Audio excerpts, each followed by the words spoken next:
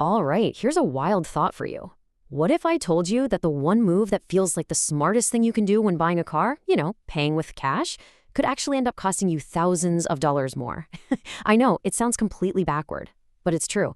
And today we're going to pull back the curtain on how car dealerships really work to show you exactly why. So, to get our heads around this, let's look at two neighbors, Derek and Travis. Now, they bought the exact same car from the exact same dealership in the very same week. But just look at those prices. Travis paid almost $2,400 more. So what happened? Well, the difference wasn't the car. It was how they decided to pay for it.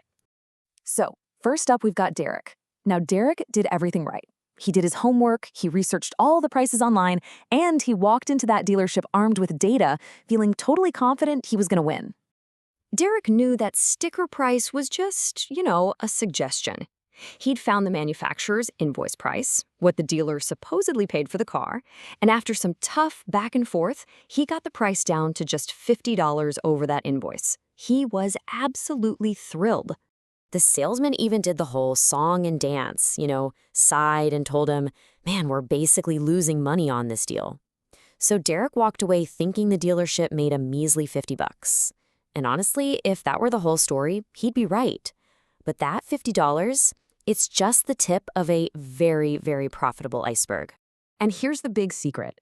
That invoice price, it is not the dealership's real cost. Not even close. You see, there are all these hidden payments flowing from the car maker back to the dealer that you, the buyer, are never supposed to see. The most common one is this thing called dealer holdback.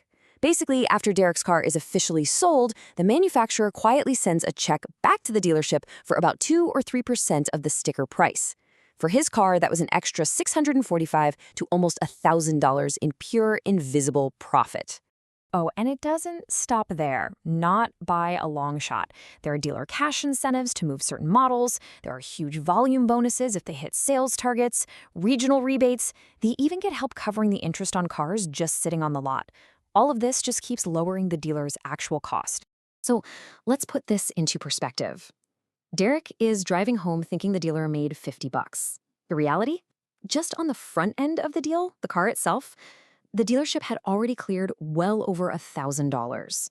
But believe it or not, even that isn't where the real money is made.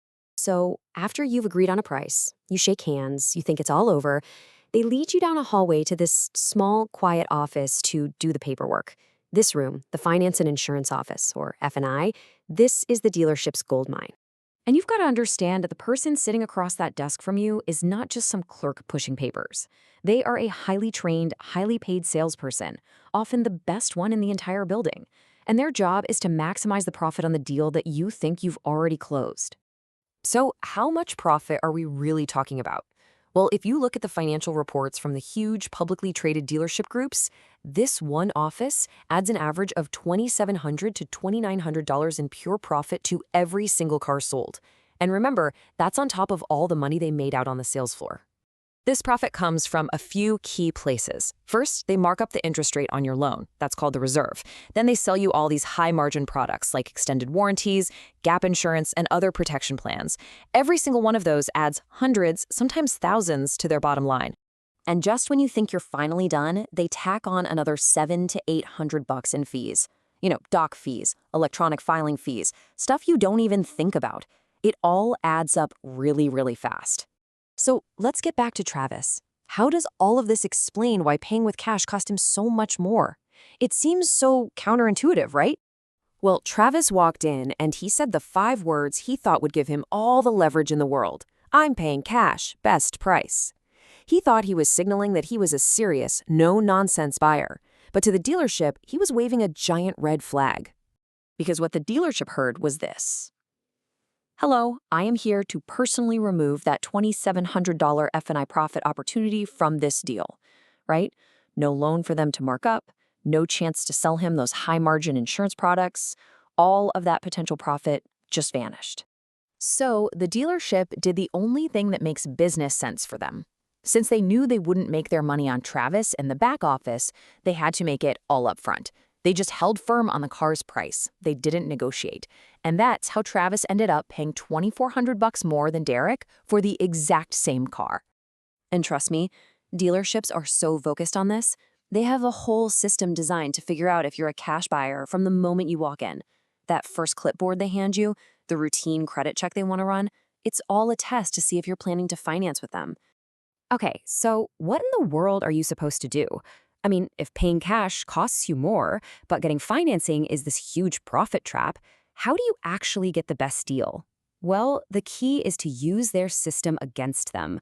You have to fundamentally understand that to a dealership, the financing is the product. The car is just the shiny box that the financing comes in. So the real question is, how do you get the low car price of a high-profit financing customer without actually paying for the financing?